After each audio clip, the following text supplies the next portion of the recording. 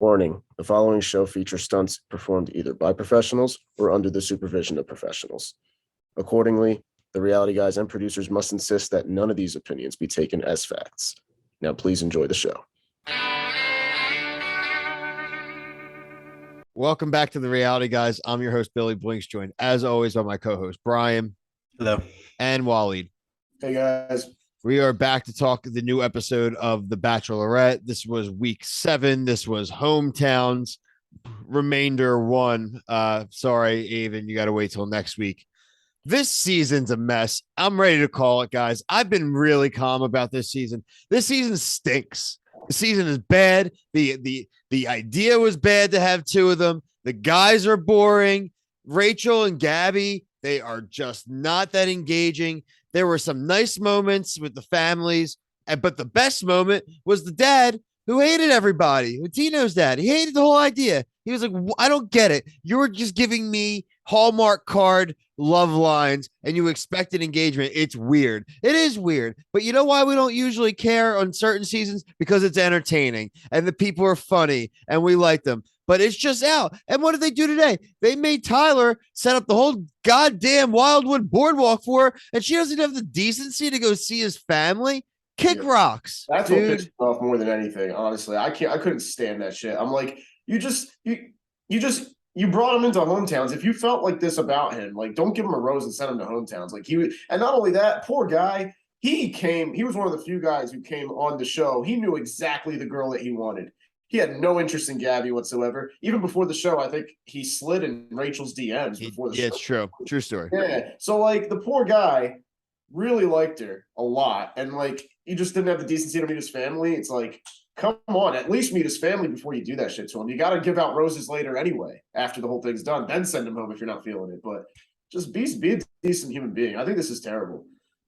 I agree. I mean, yeah, definitely give him a chance. And, like, do you think that we got the same reaction like from Tina's family as that? I don't think what she so. deserved. Well, yeah, no, it's true though, because honestly, we don't know much about any of these guys, and her answer to him was terrible. I mean, it's like, hey, you really don't know much about these guys. I mean, seriously, maybe you girls, you and Gabby, should stop focusing so much on sexual chemistry and actually get to know these fucking guys for who they are.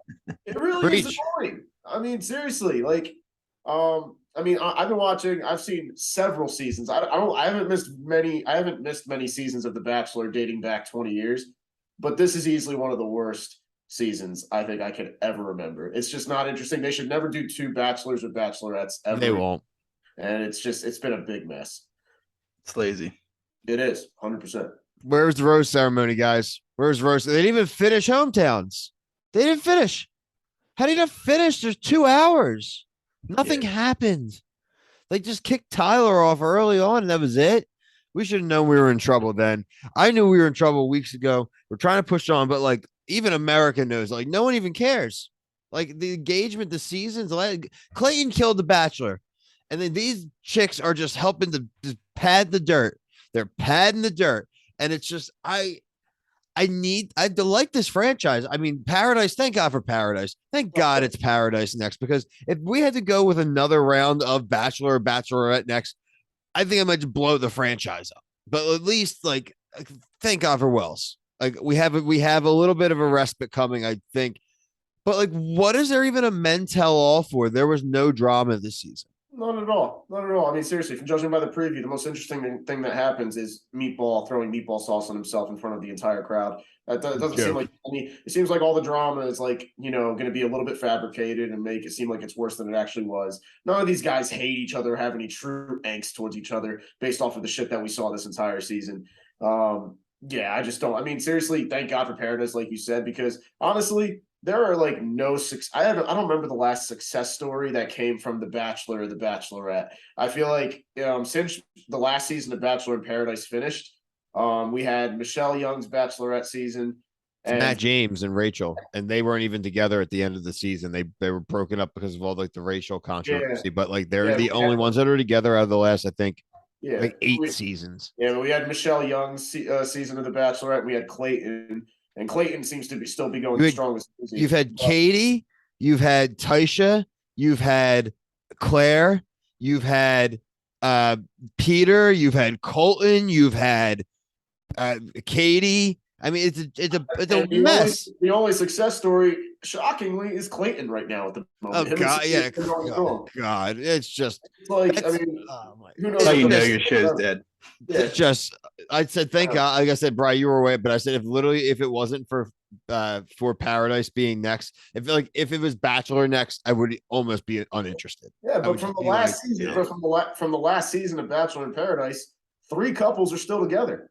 From the last, Paradise is that they have time together. They just hang out and drink and get to know each other. No they actually get to know each other. travel and games. Yeah, but 3 couples are still together from last season too, which is like, hey, that's the bigger success story? It seems like It it's is. more successful of a process than the Bachelor and Bachelorette. It's terrible right now. It's going really downhill from here.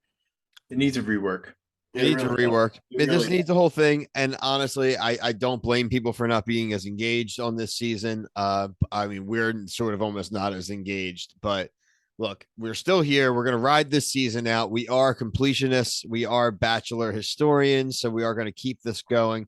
Hit the like button, the notification bell, see all of our coverage, positive and negative. But we are covering a lot of other stuff that we are liking more. We just finished up the rehearsal from HBO, one of our favorite shows of the year, Nathan Fielder. We are covering Claim to Fame on ABC. We are covering the last week of Love Island USA. It's our favorite show on right now. We also want to give love to Buckhead Shore and to Jersey Shore. We are starting to cover the Shoreverse, and we obviously cannot forget. And obviously, a special shout out to all of our F Boy Island interviews we have going. We have 2 more in the can that you're going to get this week: Chris W. and Mercedes. So 2 really awesome ones that you guys are going to really enjoy. We're going to look to actually get some of the women involved as well. So make sure you subscribe. Check out those reality TV interviews. They've been a lot of fun. But for myself, Brian, Waleed, the baby, thank you. Peace.